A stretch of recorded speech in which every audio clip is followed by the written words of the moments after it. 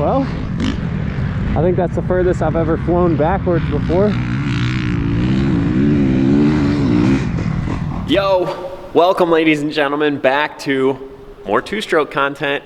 You guys have been absolutely loving it. The past couple videos have been going off. Obviously, it seems like whenever I do two-stroke content, you guys love it. So here we are, we're back with more two-stroke content. And today, we are putting our very first upgrade on the new, well, new to me, KTM 252 stroke. And let me tell you guys, it is a highly debated topic. Anytime that I get a two-stroke, I mean, half the comments are you guys arguing with each other whether or not the Lectron carburetor is worth it, or whether it's better to just put up with the jetting and use the stock carb. You guys know me, in the past, whenever I've gotten a two-stroke, I get an Lectron carburetor for it, and I absolutely love them. But there's definitely critics out there. So today, we're gonna be answering the question, are Lectron carburetors any good? And that of course means there's gonna be some epic two-stroke shredding in this video, so stay tuned for that. But first of all, we have to actually install the carburetor. And I'll also go over some talking points as to why I always choose to go with the Lectron carburetor. First of all though, let's go take a look at the unit. All right, here we are ladies and gentlemen. This is actually Lectron's brand new Billetron 38 carburetor. They made a bunch of design changes to not only improve performance, but improve adjustability, make it easier to install, being that you can now use the stock throttle cable. In the past, it required a different throttle cable, and to some people, that's kind of like one of the biggest factors as to why it can be a little bit tricky to install these. Routing throttle cables and then getting them into the new carburetor can be a bit of a pain in the butt. So the fact that you can now utilize the stock throttle cable is great. You don't have to unhook it or take your tank off or anything like that. So I'll let the boys over at Lectron go over exactly what's new about this thing and how exactly the Lectron carburetor works. If you want to see some of that, I will link a video down below so you guys can learn how these things work. I'm just here to test out the performance and show you guys how fast you can go on these things, as that is what I tend to be good at. And I spend enough time working on my four strokes, keeping them in tip-top shape, you know, cleaning them, making sure they're immaculate after pro nationals and stuff like that, because my level of riding is very, very high. And so if I don't do constant bike maintenance on my four strokes, it can result in some pretty serious injuries. So the whole reason behind this bike and calling it the seat time bike is that I want this thing to be, you know, no matter what day of the week it is, no matter what the weather's like, what state I'm in, what elevation I'm in, I want to be able to just kick this thing, have it start first or second kick, and go shred. I don't want to have to be messing with this thing all the time, changing jetting. And you guys saw in my last video, the carburetor was definitely running quite lean, and I'm assuming that in the summer it was running perfectly. But just because it's colder, it's leaning the bike out, and I don't want to have to deal with all that. The way it's designed, it essentially compensates for all of that for you. They say you can ride from sea level up to like 10,000 feet of elevation in one ride, 30 degrees to 100 degrees, and it'll still work perfectly. So that is exactly what I need. But with all that being said, I know there will still be comments of people who are die-hard carburetor two-stroke lovers down in the comments, and that's fine. By all means, guys, go hard, just keep it civil. We have young viewers and people who are in the comments, so keep it civil, keep the profanity to a minimum, please. But by all means, debate it all you want. More comments, it's better for the video. So without further ado, let's get this thing installed and then go hit the track and shred this thing, and we'll answer the question, is it any good? So here you go. This is literally all you need. A 3mm Allen key, a flat blade screwdriver, and since you're gonna be possibly getting some fuel on your hands, it's always a good idea to wear gloves and keep some paper towels nearby. And this installation process is insanely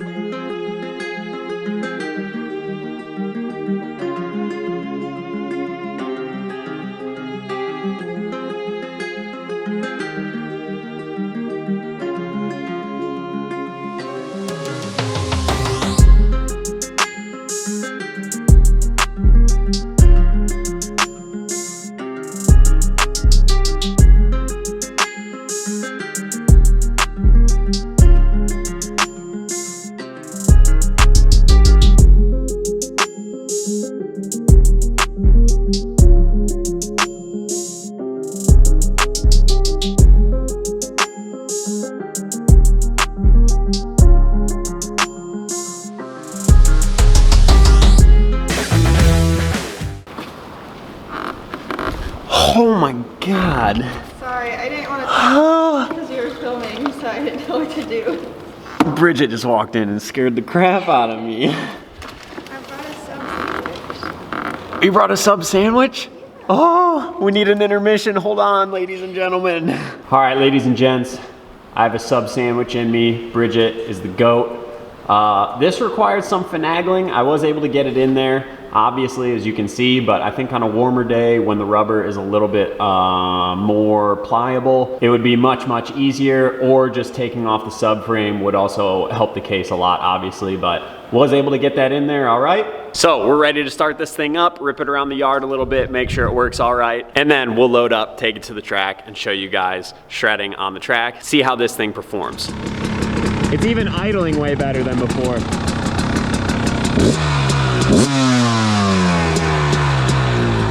It doesn't hang as high and long as it used to either. Let's go, boys.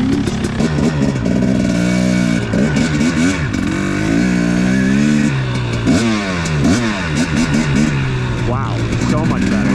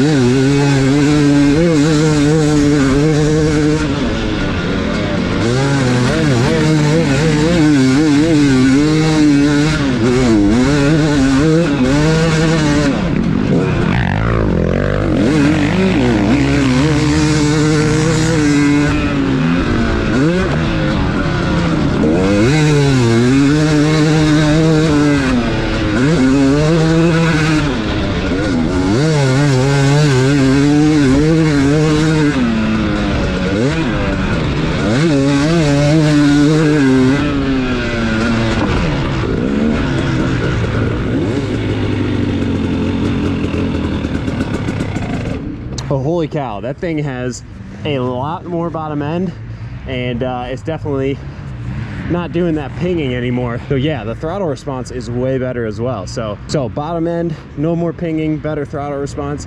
I would say the Lectron is absolutely killing it. And keep in mind, I did not touch anything. It is straight out of the box. I adjusted the idle screw a little bit and that was it. So Lectron, killing the game, you guys. This thing is absolutely sick.